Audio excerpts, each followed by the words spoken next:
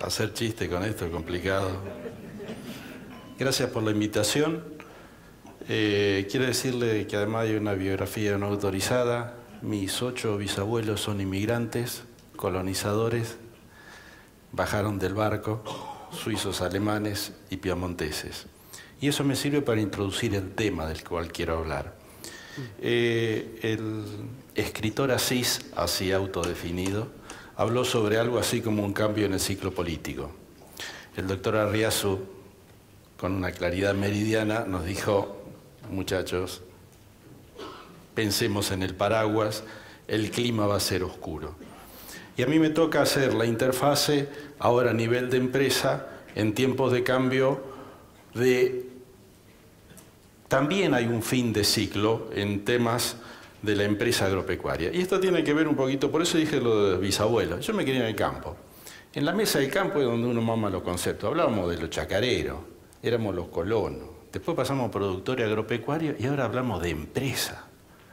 Y ya la verdad que después de 20 años de cromado universitario en organización industrial, empecé a pensar empresas desde la lógica industrial aplicada al agro. Entonces lo que voy a tratar de hacer es algún pequeño raconto en ese sentido con mucho respeto.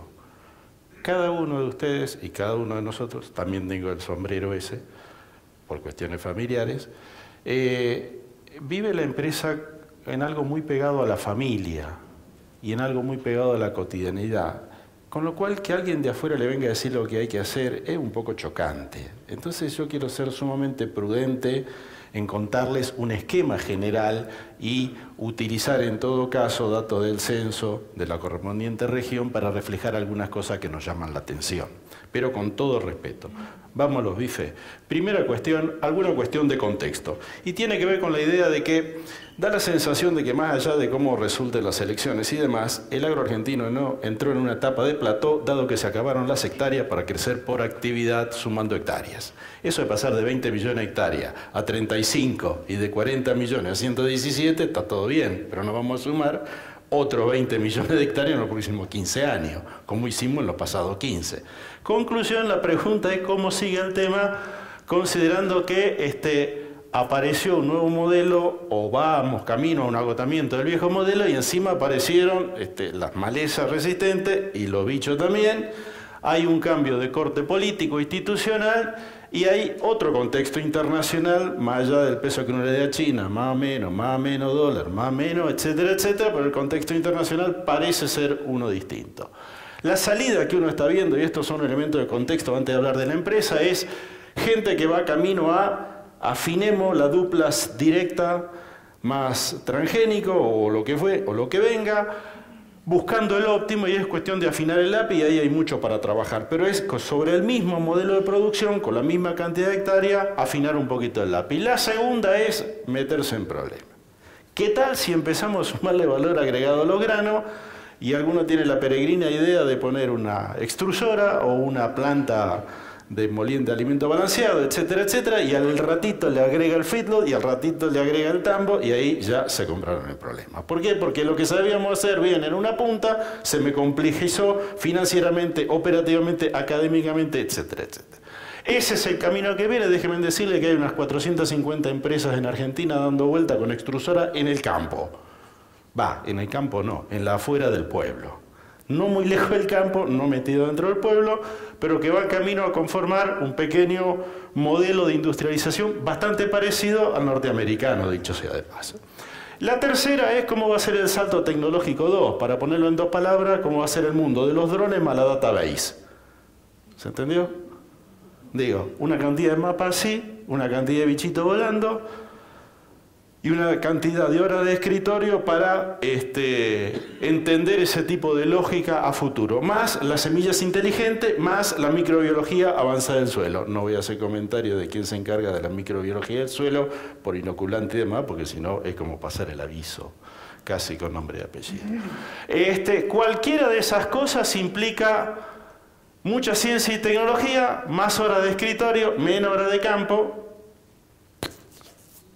Está bueno eso porque en todo este problema la sensación que a mí me queda es que nos podemos contaminar del ambiente.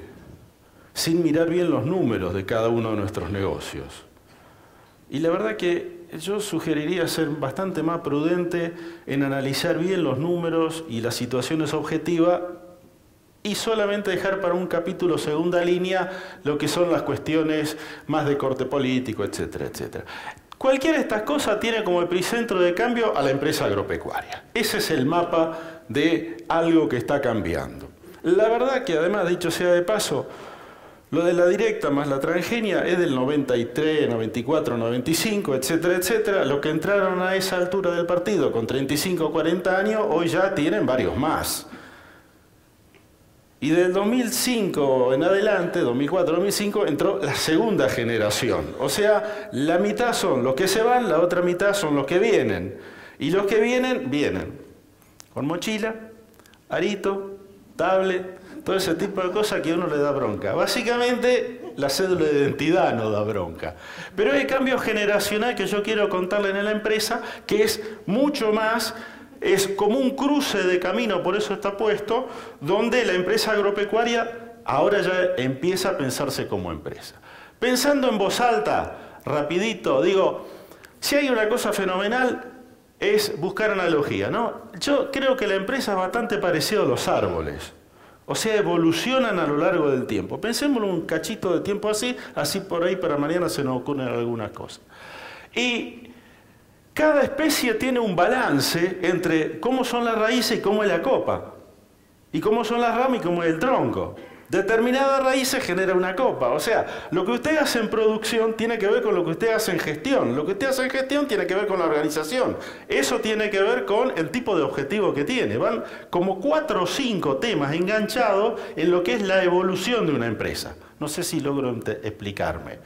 Y uno se engancha habitualmente en una línea, es decir, quiero producir más o quiero producir más cosas de, y se olvida que tiene que organizarse de una manera distinta y que hay que contárselo a los socios de una manera distinta y que además la segunda generación, que son los hijos que vienen atrás, también quieren enterarse del tema. Así van a terminar con un tipo caído. O sea que todos los atributos están correlacionados. Y después... Los árboles crecen por su ADN y en reacción al medio, que evoluciona constantemente, con lo cual las empresas también tienen esta lógica de aprender respondiendo al medio. Es decir, ya todos estamos pensando a ver cómo manejamos los granos que quedan en el silo bolsa o no, la tasa de interés, etcétera, etcétera. Y además tenemos nuestro propio ADN de, a algunos les gusta guardar más, otros son más arriesgados, etcétera, etcétera. Con lo cual yo diría que uno debería pensar en una lógica de cómo hacer crecer a las empresas y, dicho sea de paso, paremos la pelota un cachito. ¿Es necesario que crezcan? Porque hay mucha gente que dice, flaco, yo hasta donde llegué está bien, me siento cómodo ahí, es entendible, es dueño de la empresa, tiene todo el derecho a hacerlo. O sea, no es un imperativo crecer. En todo caso, el imperativo de crecer viene de la segunda generación. Pero no necesariamente hay algo así como determinístico. ¿Es un arte? Sí, cada empresa tiene su propia lógica de evolución y en general es el pasaje del productor agropecuario a la empresa. ¿Qué mira uno? Es decir, en el ADN para mirar cómo evoluciona. Los objetivos. El objetivo de mi papá era tener más tierra. El objetivo de los hijos de mi papá, yo me corro por un minuto como analista, digo, es una mezcla entre tener más tierra, legado para los hijos, profesionalización, valorización de los activos. Y alguno dice, che, y yo quiero sacar efectivo. A mí no me cuentes el capital que tenés, sino el capital que saco. O sea, hay en todo esto un sendero de evolución de los objetivos. ¿Qué producir es otro problema? ¿Cómo son las rutinas de trabajo? Es el tercer eje, y en 2 minutos lo vamos a poner gráficamente. La forma de organización que adopta, la juridicidad que la sustenta y la relación con el medio. Cada una de estas cosas es lo que yo quiero charlar como guía general para repensar el tema. Justo en este momento en que estamos en un modelo de cambio donde va a cambiar el contexto y donde la primera oleada de crecimiento rápido de la agricultura se produjo en un sendero donde ya se está como medio agotando. Para ponerlo en 2 palabras más fácil, ¿se acuerdan de Siam Ditela? El tipo empezó haciendo... ¿Qué quiere decir Siam? No, Siam, Sistema Industrial de Amasadora Mecánica. Empezó haciendo amasadora mecánica. 10 años después empezó haciendo... No, surtidores. ¿Se acuerdan los surtidores Bochita? El tipo evolucionó. Era una pyme. E igual que el grueso de nuestros productores. Van evolucionando. ¿Después qué hizo? Ahí sí vino la heladera. ¿Qué heladera? ¿Cuál es la característica? La manija. ¿Por qué tenía manija? Fantástico. No, perdón, porque tenía puerta. ¿Pero por qué tenía la puerta cortada? Porque abajo era querosén. Y eso porque no había electricidad. O sea, copiamos la Westinghouse, rompimos la puerta e hicimos la bochita. ¿Está claro? El problema que tuvo este señor es que se le complejizó brutalmente la organización. O sea, el qué producir, con qué objetivo y cómo, a medida que usted va sumando productos, se le complejiza. ¿Y después qué hizo? ¿Y después qué hizo? Nada, en la mitad, ¿qué pasó? Un día se murió. ¡Epa! Cuidado porque el cambio generacional dejó 2 hijos. ¿Cuáles son? Don Guido. O sea que el problema generacional no es un dato menor en la construcción de todos esos 3 o 4 activos. Esa misma lógica es lo que yo quiero contarles en términos del ADN de la empresa relativamente prolijo. Decíamos que la empresa se arma sobre 6 esquemas. 1. ¿Qué objetivo? Primer objetivo que suele aparecer empresarialmente, objetivo, producción, gestión y rutinas de trabajo, organización, relación con el medio y juridicidad. De movida, sociedad de hecho. Si me apuran mucho, monotributo. Y si me apuran mucho, B. Ni siquiera C. Cuidado con eso, porque el ADN de las empresas agropecuarias arranca por el lado de los objetivos, donde el señor lo que quiere hacer es un señor sentado acá, bien cerquita, que es el pater family, y que el objetivo, ¿dónde lo tiene? En la cabeza. No se lo cuenta absolutamente a nadie.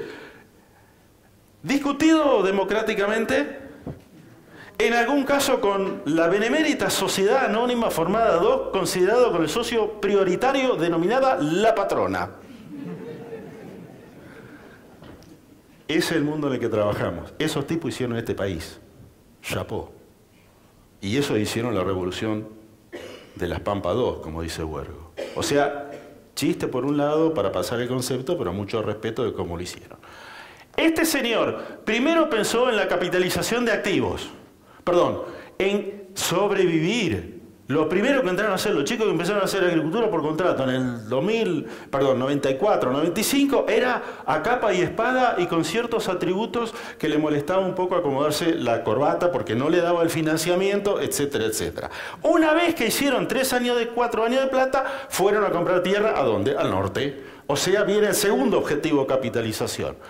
Si pudieron. Tercer objetivo, una vez que el tipo ya tiene 45, 50 años, ¿los nenes a dónde van? A la facu. Para ir a la facu, ¿qué tienen? Departamento en Villa María, clavado.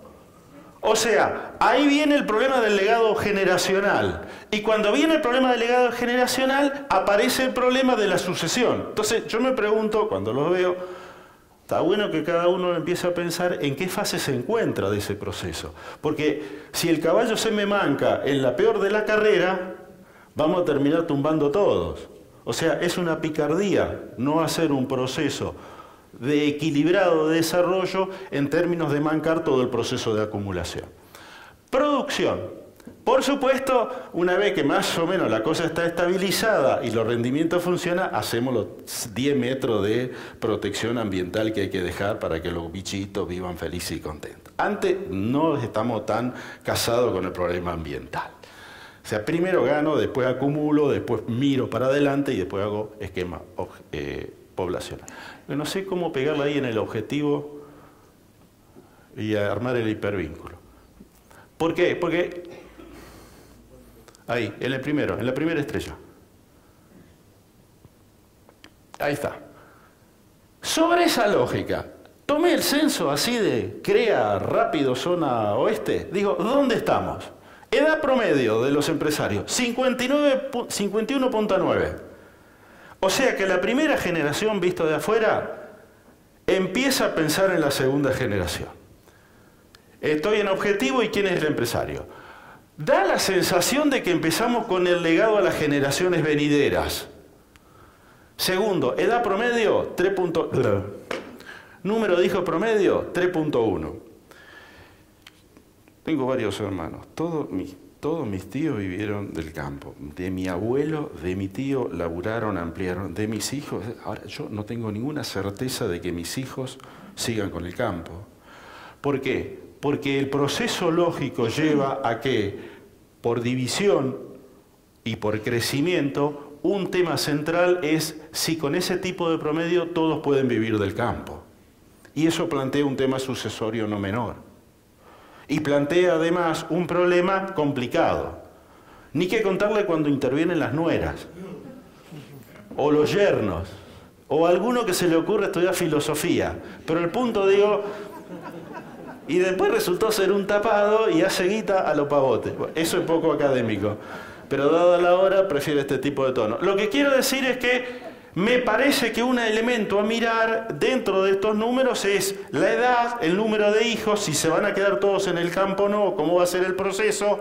2/3 tienen más de 16 años en la actividad. O sea, ya sé que el problema viene la crisis, etcétera, etcétera. Ninguno de los que está acá se va a ir del campo en los próximos 10 años. Y ninguno de los que está acá está en el campo de los últimos 3 años. O sea, son jugadores de largo. Y con los jugadores de largo le miran el beneficio de corto, que todos queremos que sea altísimo, pero la acumulación de capital como objetivo de largo. Y cuenta el número de hectáreas y saca cuenta de cuál es la valorización. O sea, tampoco es para abrirse las venas con demasiada prontitud respecto a las crisis. Y el 68% tiene tierras propias. Quiere decir que la revalorización de los activos le interesa sacar. Entonces, primer tema, objetivo. Segundo tema, producción. Generalmente, a la ditela, empieza con un lote y con un producto y aprende una. Y después se expande otro lote, otro producto y eventualmente hace 2. Y después, cuando ya está consolidado, empieza a agregar valor. Y ahí se compró el problema. Porque puso 3 cultivos y encima en 7 lugares y entonces lo mató la logística. O sea, él en su crecimiento creció por diversificación de productos, pero se olvidó que tenía que amarrar bien cómo era el proceso de generación de información, de manejo, de logística, de rutina, de contarle al resto de los integrantes de la sociedad llamada la familia, por el momento, qué es lo que estaba haciendo y qué es lo que quería hacer. Y finalmente llega a otro puntito donde empieza a revisar qué le conviene hacer adentro y qué le conviene hacer afuera. La vieja pelea de ¿compro la directa o no compro la directa? ¿Me sobra tiempo o me falta tierra? Que eso es como el ABC cotidiano de todo tipo de discusión a este nivel. Pones en el clic. ¿Qué observamos? Hipotético sendero en producción mirando los datos censales del último censo. 68% son cultivos anuales. Agarrate, te falla una, está frito. O sea, está jugando sobre un solo producto. Ya sé que me van a decir, es la tierra, es lo que tengo, es lo que sé hacer, etcétera, etcétera. No tengo disponibilidad para entrar con ganadería, hay que entrar ahora con una carta alta, etcétera, etcétera. Digo, ese es un perfil de un mix de productivo asociado a ciclos cortos de producción, lo cual tiene algún grado de riesgo. 96%, para el 96%, 75% de los resultados son anuales. 57% alquila tierras, pero es reincidente.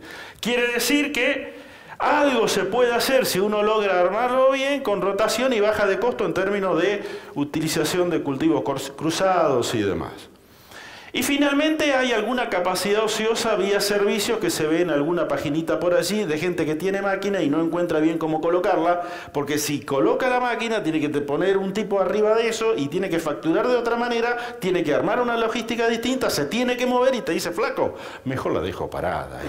Bueno, esos son los problemas que te plantea pasar de una fase de crecimiento sencillo a una fase de crecimiento más complicado. Gestión y organización de rutinas. Cada vez que voy al campo me embronco. Me siento abajo de la galería. Claro, una cosa es ser interesado y otra cosa es ser involucrado. ¿Se entendió? Entonces, yo soy un interesado, porque no vivo de eso ni estoy arriba. Pero veo la cantidad de movimientos que se hacen de logística, de rutina, etcétera, etcétera, y me da el ataque. Entonces, ¿qué es lo que te dice un tipo que viene de la organización industrial? Te dice, cuando el señor es único, vamos a hablar de industria, así nadie se siente incómodo. Cuando don José es empresario individual, todo lo tiene en la cabeza y él arma la rutina cotidiana de funcionamiento. Y todo se resuelve verbalmente. Y después funciona Radio Pasillo, que se junta habitualmente en los lugares más insólitos, cuando viajan juntos, cuando van al baño, cuando se encuentran en el cumpleaños de Juan de Lopalote, etcétera, etcétera. O sea, un mecanismo rutinario basado en decisiones centralizadas, habitualmente expresadas verbalmente. Tercero, no quedan registro. Cuarto, son esporádicas. Cuando el tipo empieza a tener 5 a 10 personas, está en el umbral del problema. ¿Por qué? Porque te dice, nos tenemos que juntar. Y entonces alguien de afuera le dice, mirá, en el mundo industrial lo primero que hacen es poner un pizarrón con cuáles son las rutinas semanales que hay que hacer. Empezar a pensar en un organigrama, y eso ya me remite a organización. Hay que empezar a procedimentalizar cada una de las actividades. ¿Por qué? Porque eso me baja los conflictos. ¿Y por qué me va a bajar los conflictos? Porque no hay ningún tipo de problema respecto a lo que se dice o que no se dice. Otra cuestión con rutinas, con gestión y rutina de trabajo. Cuando estábamos allí, habitualmente el señor arranca con el cuaderno o el Excel y después va a un plan. Fase 1, cuaderno negro o cabeza.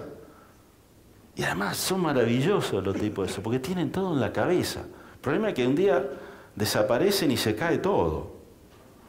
Ahora, está bien que sea así, yo los admiro y les reconozco el mérito de haberlo hecho, pero cuando le aparece la segunda vuelta, pasa al Excel. Tuvimos un romance largo con el Excel en los últimos tiempos. Tira todos los números, no cambia los parámetros, pero después no sabe para dónde ir con el Excel, y un tercer paso de una empresa ya más organizada es contar con un plan, por lo menos a 2 años. Pero eso hay que gestionarlo en algún lugar, para lo cual una vez en cuando hay que juntarse con la gente y conversar al respecto. Primero es intuición, después tablero. Todo en la cabeza o una red de conocimiento, a ojo o decisión en base de datos. Esas son transiciones duras desde el punto de vista empresario. ¿Podés marcar? ¿Qué vemos en este tipo de cosas? Uso del tiempo. Tendencia a más gerenciación y administración, 18% del tiempo en aspectos técnicos. Lo volví a leer, confirmé el dato y después digo, claro, si es lo que me dicen a mí, estamos laburando un montón de tiempo con la cantidad de gestión que tenemos que hacer por la cantidad de traba, problema, DTA, FJC, mensajito que no baja, cosas por el estilo. Eso es notable. Otra cosa que me llamó muchísimo la atención, cuando el tipo tiene 2 lotes, está al horno, porque gasta una cantidad de kilómetros fenomenales. Debe haber un problema de logística clavado. ¿Qué es lo que pasa cuando la empresa se complejiza? ¿Qué es lo que yo veo? El tractor marchando en circular, la hacienda caminando por callejones preestablecidos con un modelo de producción previa que ahora camina de más. El galpón a 60 metros del tambo. con lo cual hay que llevar toda la mantención. Todo ese tipo de problemas a mí me lleva a pensar que en logística hay un drama. Segunda cosa, ¿cuántas veces nos hemos reunido en mi casa donde mi papá dijo, hoy hay reunión familiar porque necesito saber qué decisión tomar en los 6 próximos meses? Respuesta, yo no me acuerdo, en mi caso, puede que exista, pero es muy poco común en una etapa inicial que no haya reuniones de directorios, que no se realicen reuniones de familia, que el 81% de los casos son directorios familiares con baja proporción externos y que la información que circula interna está muy centralizada, lo cual trae problemas. ¿Con quién? Trae problemas con la gente con la que uno trabaja y trae problemas con la propia gente de la familia, que son los socios principales en general.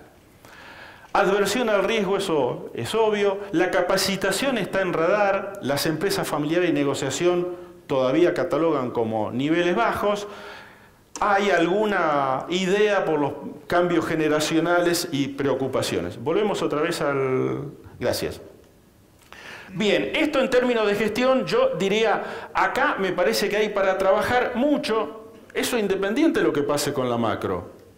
Eso es para mejorar la rutina de funcionamiento interno. Che, no cuesta nada un lunes a la mañana juntar a los 5 tipos con los que vos laburás y decirle, usted se encarga de tal cosa, usted se encarga de tal, usted se encarga de tal, usted se encarga de tal. Y no tenemos, en general, yo lo cuento por experiencia personal, nos cuesta muchísimo formalizar, reunirnos y poner una agenda. Cosa que en cualquier grupo crea más o menos está estabilizado, pero que no es un ámbito común o una habitualidad. Y después esta historia de generar organizaciones o no. Perdón, de generar rutinas de trabajo más formales. Organización. ¿Cómo nace la empresa? La empresa nace con el pater family, flaco. Eso no hay vuelta. Es el tipo que la hizo. Y la verdad... Yo muchas veces he hablado con mi viejo, ¿no? Yo soy el primer tipo que fue a la universidad de mi familia. Y se la creía que sabía todo. Y mi viejo tenía 6º grado y 2º año incompleto de la secundaria. Y laburó 35 años y le fue relativamente bien. Cada vez que yo le decía algo me decía, vos no entendés. El bono de Olsogaray del 62.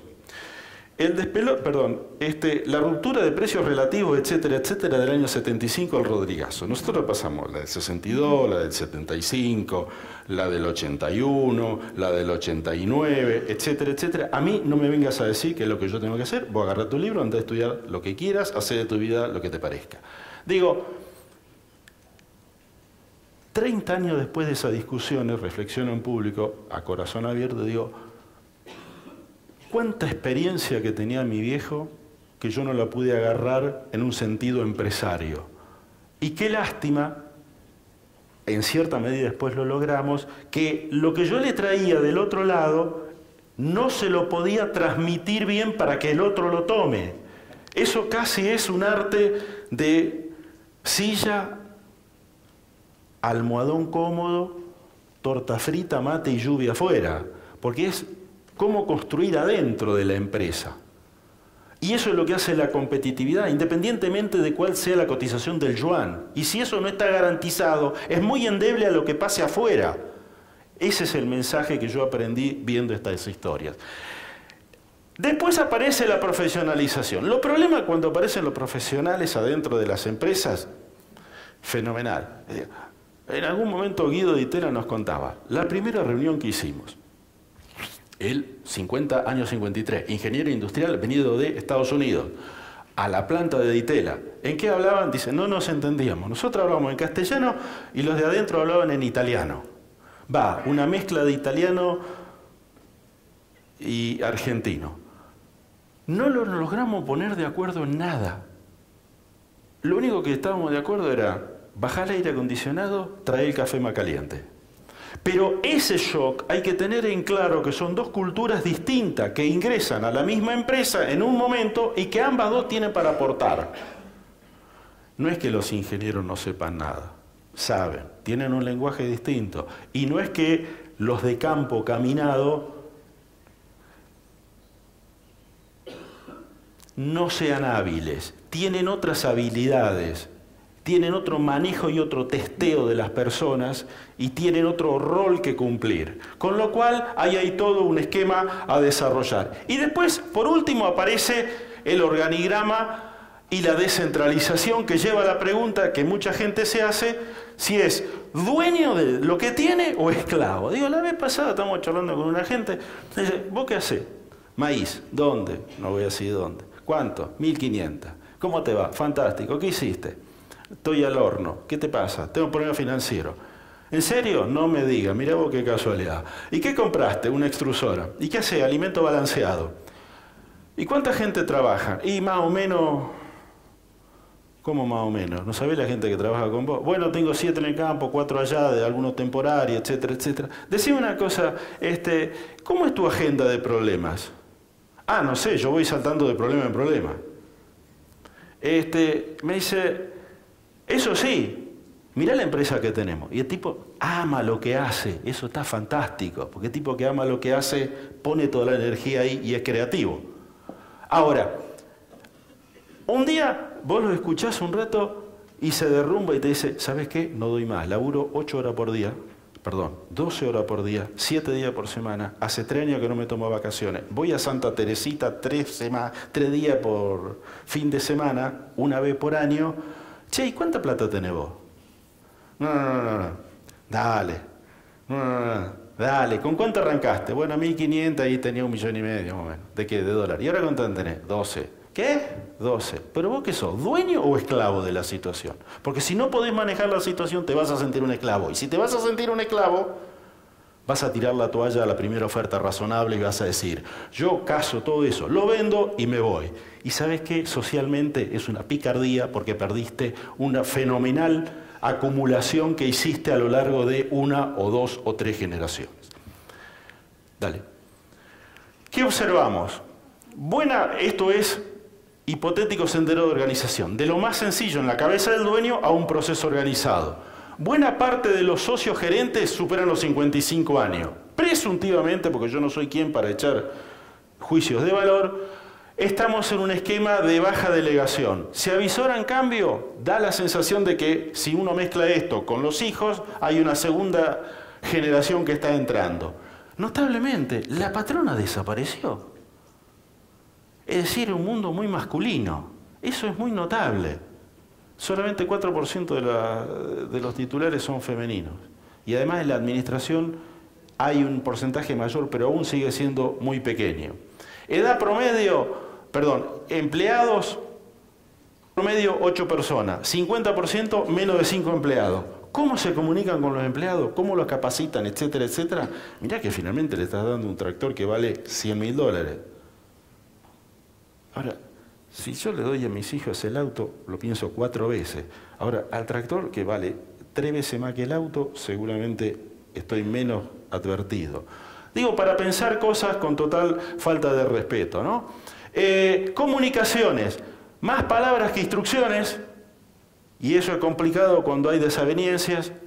Poca formalización de los ámbitos de intercambio y baja disponibilidad de acceso a Wi-Fi. 45% tiene Wi-Fi. ¿Y sabe qué? Los pibes quieren la tablet.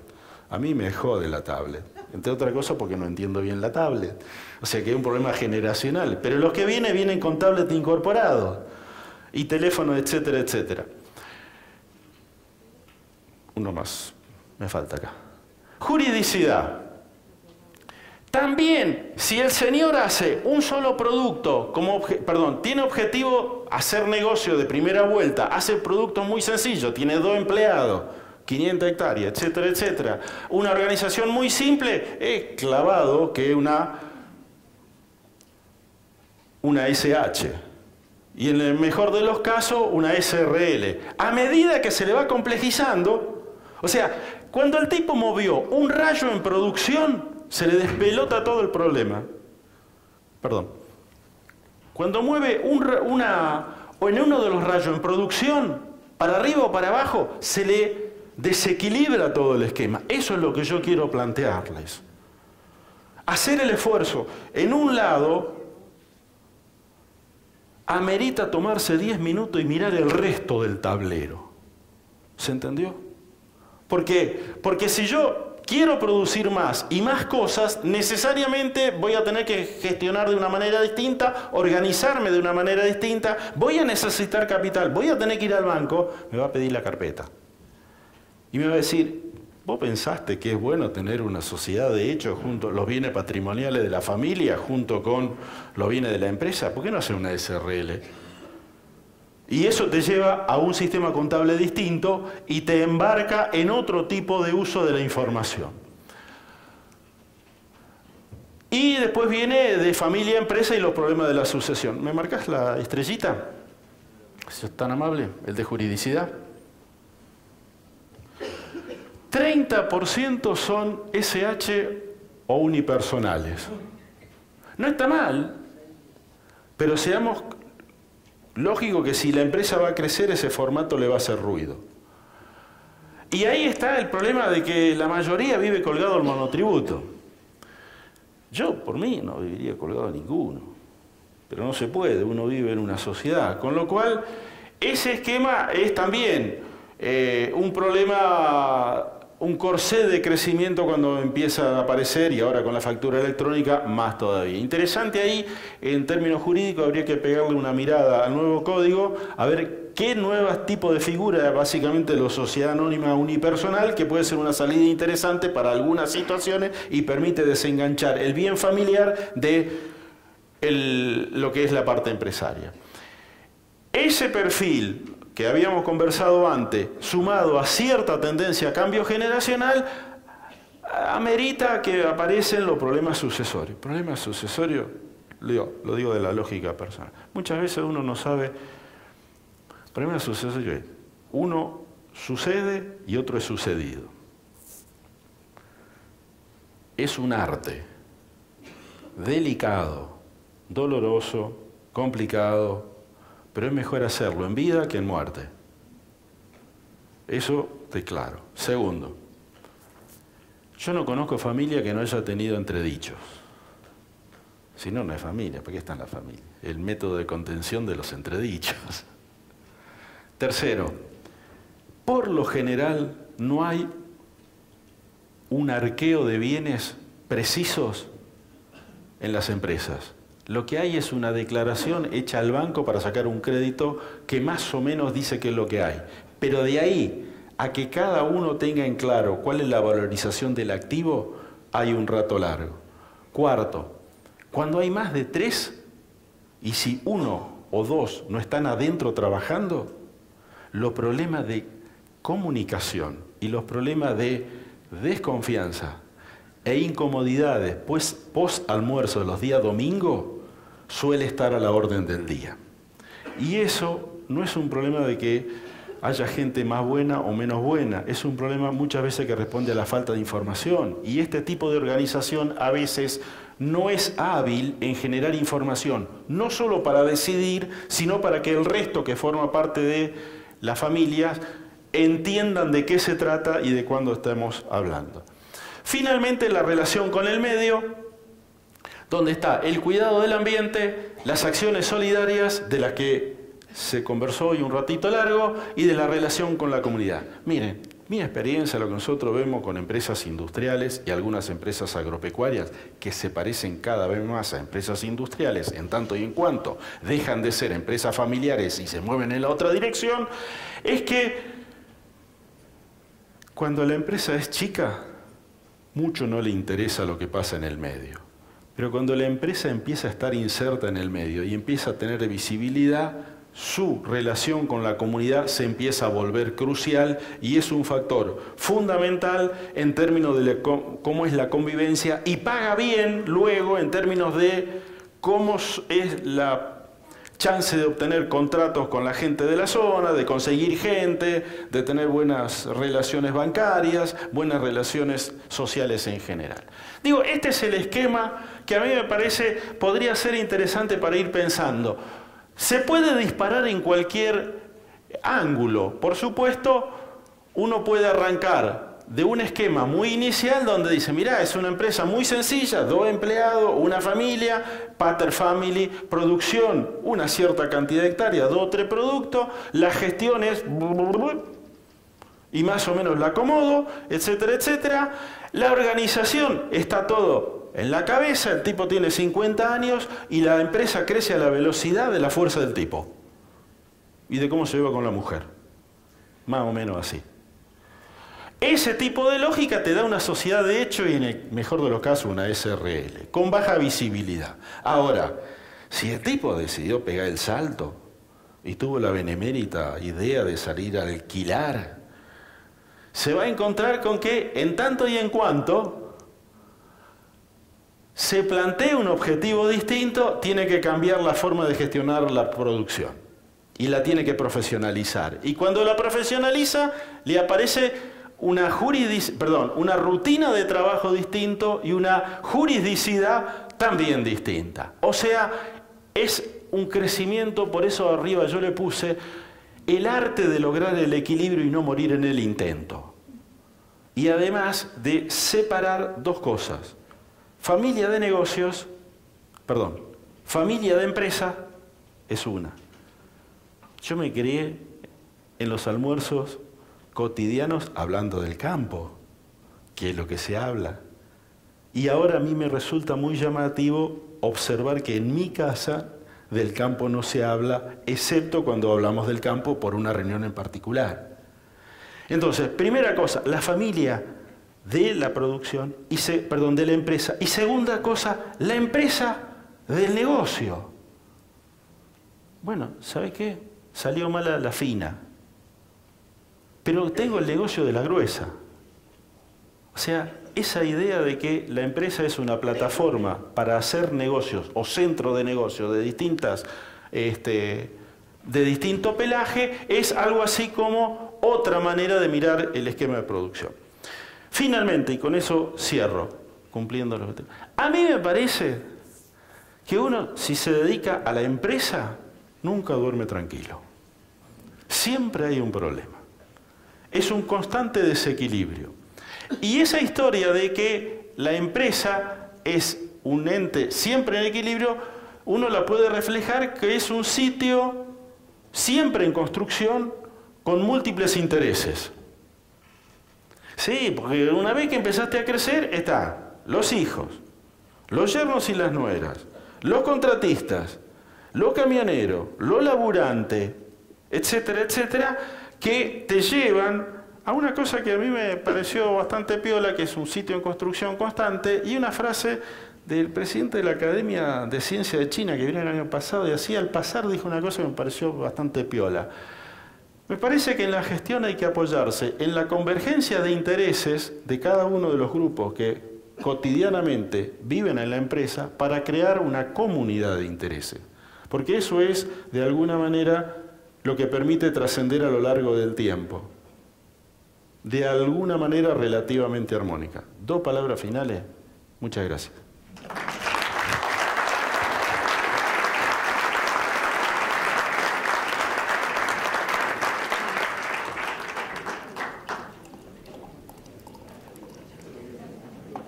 Sí.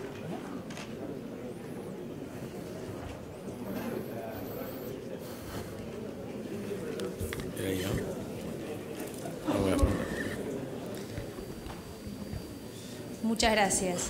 Muchas gracias, Roberto. Manos levantadas, preguntas. 3 candidatos dispuestos a alcanzarles el micrófono. Vi que muchos se reían con el tema de la libretita negra, sobre todo los hijos, no sé por qué. Vos mirabas mucho, Fernando, ¿qué pasó? No miraba a nadie yo, che. Ah, me apareció. Espero no haberle faltado respeto a nadie, ojo, con estas cosas. No, claro que no. Yo tenía la mirada de mi hijo también, así que no te preocupes. Listo. Me parece que fue demasiado clara. Cortamos acá. ¿Quién rompe el dedo? Allá. Allá al fondo. Gracias, Flori. Hola, mi nombre es Amadeo Derito, soy del CREA Winca.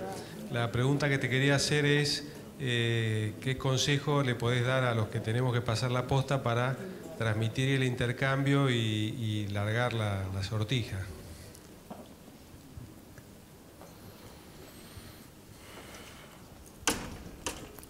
Es una decisión muy personal, pero yo lo primero que haría es tener en claro la secuencia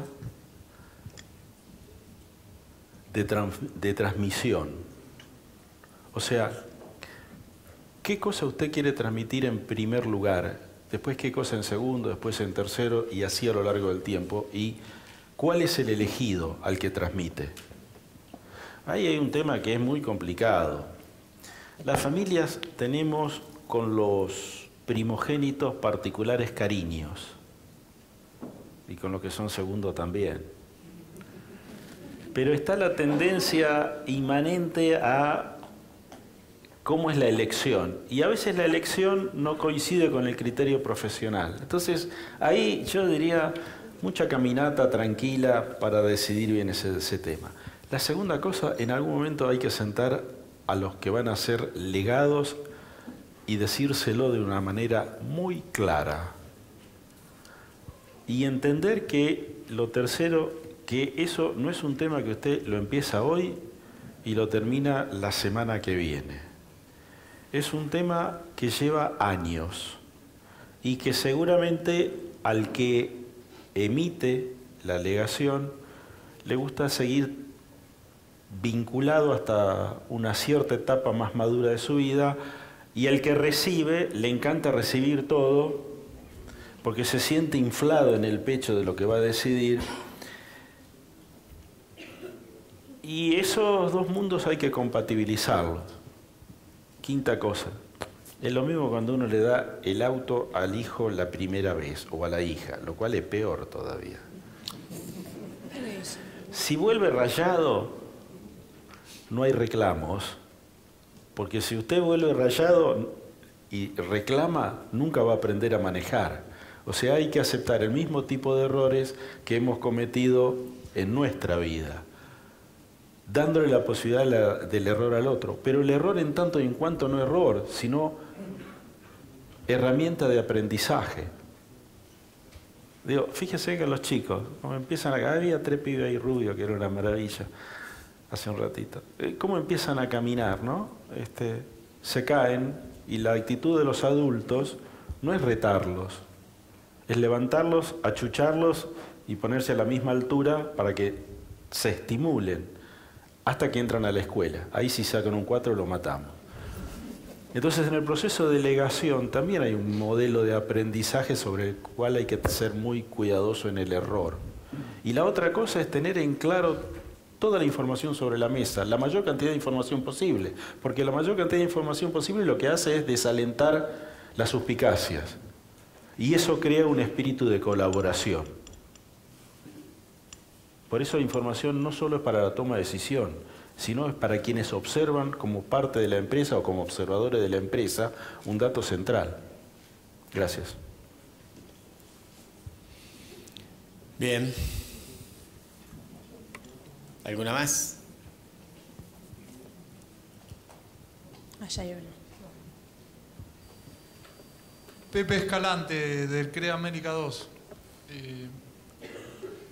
En línea con esa pregunta, ¿cómo sería para la segunda generación la comunicación con la primera? Como yo soy del otro lado, o sea, por un problema generacional te digo lo que a mí no me gusta. No me gusta que me digan que me equivoco, aunque a veces está bien que me lo digan porque tienen razón. No, lo que quiero decir es que me parece que es bienvenido un cierto grado de respeto por lo que se lega y porque quien hizo la empresa ha dejado ahí su vida y merece como tal un cierto reconocimiento implícito. Eso me parece que no hay que perderlo de vista. Lo segundo es que es un proceso largo y de aprendizaje donde más vale ir aprendiendo por parte y por escalones, sin desesperarse.